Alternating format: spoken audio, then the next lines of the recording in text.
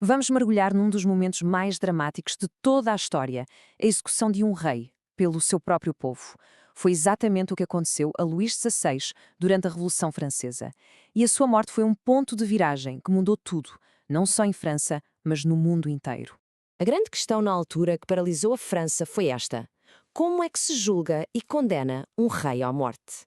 Parece uma pergunta saída de um filme, não é? Mas foi bem real. E a resposta que os revolucionários franceses encontraram mudou o curso da história para sempre. Bem, vamos começar pelo princípio. Como é que um rei, que muitos acreditavam ter poder divino, acaba no banco dos réus? Era uma cena que, até aquele momento, ninguém conseguiria sequer imaginar. E o facto em si é verdadeiramente chocante. Em dezembro de 1792, o rei Luís XVI foi mesmo a julgamento. E atenção, não foi julgado por outro rei, não. Foi julgado pelos seus próprios súbditos, representados pela Convenção Nacional, que era basicamente o novo governo revolucionário de França e que atuou como juiz e júri.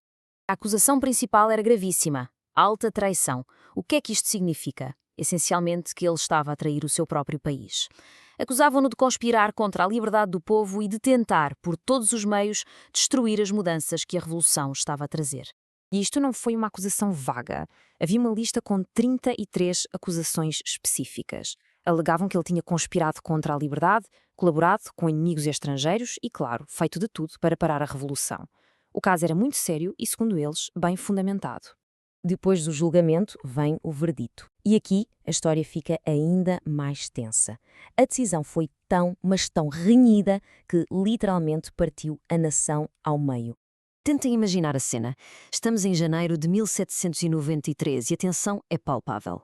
Cada um dos 721 deputados teve que se levantar, caminhar até à tribuna e anunciar o seu voto, em voz alta, à frente de toda a gente. Nada de votos secretos. Foi um momento de uma pressão brutal. E os números finais são inacreditáveis. 361 votos para a morte imediata e 360 para outras penas, como a prisão ou o exílio. A França estava completamente dividida entre os mais radicais, que exigiam a cabeça do rei, e os mais moderados, que achavam que a execução era ir longe demais. Isto significa que a decisão de executar o rei, uma decisão que ia abalar a Europa inteira, foi tomada pela diferença de apenas um voto. Um único voto. Pensa nisto. A sentença estava decidida. E agora o foco da história passa da política para o drama humano da última viagem de Luís XVI. A sua última manhã foi uma contagem decrescente, metódica e solene. Às 5 da manhã, os guardas acordaram-no. Às 6, assistiu à sua última missa, ali na cela. Às 7, o momento mais difícil, a despedida da família. E às 8 da manhã, começou a sua última viagem de carruagem, que duraria 2 longas horas. O ambiente nas ruas de Paris era elétrico. Para manter o controle, as autoridades ordenaram que um exército de tambores rufasse sem parar durante todo o percurso. O objetivo era simples e arrepiante: abafar completamente a voz da multidão. Só se devia ouvir o som da marcha para a morte. No fim do caminho, esperava-o a guilhotina. Hoje parece-nos macabro, mas na altura era vista como uma invenção humana.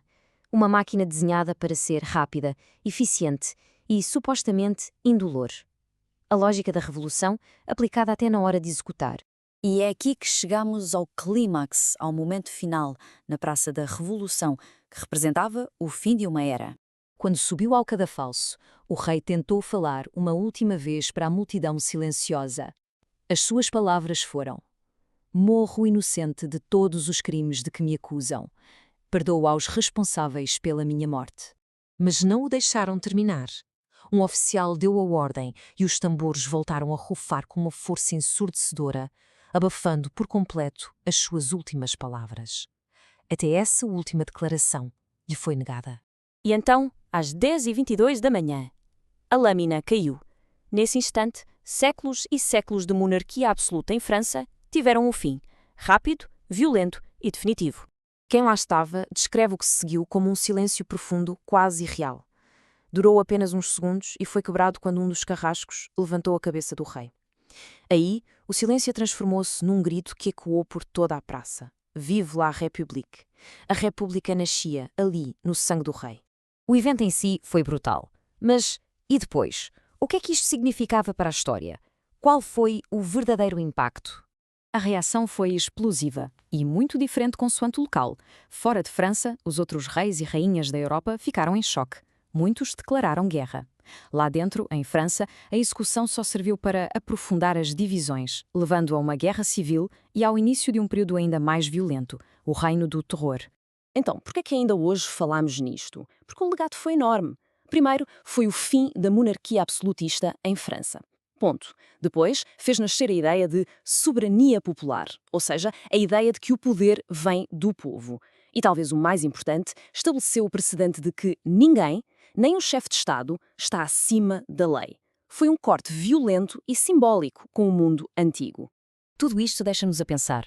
Será que a morte de uma única pessoa pode mesmo mudar o mundo? No caso de Luís XVI, a resposta parece ser um sim, e bem alto. A sua morte não foi só o fim de um homem, foi o fim de toda uma era. É uma pergunta que fica no ar.